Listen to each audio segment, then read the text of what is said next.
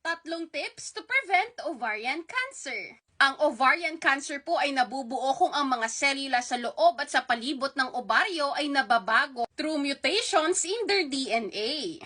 Ang DNA po kasi ay responsible sa kung ano ang mga dapat gawin ng isang selula.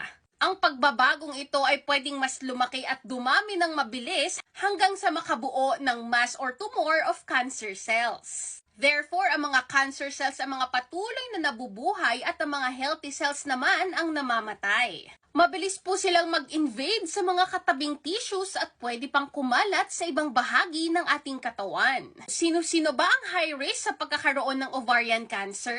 Number 1, inherited gene changes. Number 3, kung mataas ang ating BMI. At number 4, kung meron tayong endometriosis. When it comes to natural medicine, 3/4 ng causes ng cancer ay galing sa environmental factors. Katulad ng mga toxins na nalalanghap at matataas sa chemical, unhealthy foods that makes you fat, and of course, stress. Ang pag-intake araw-araw ng probiotics can promote vaginal wellness sa pamamagitan ng pag-support ng good bacterial balance sa ating gut at sa reproductive system, which is the key to keeping infections. Bukod po dito, ang probiotics ay may mataas na bilang ng antioxidant properties na nakakatulong upang matanggal ang mga sirang selula sa loob ng katawan.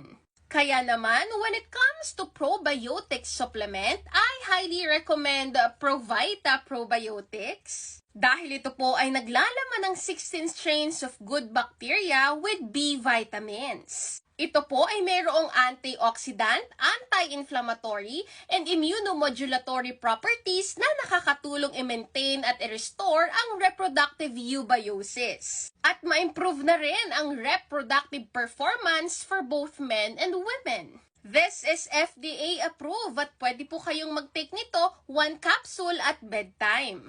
At kung sasamahan pa po natin ito ng tamang diet and lifestyle, mas mabilis po nating makukuha ang benefits nito. Prevention is always better than cure. Stay healthy po!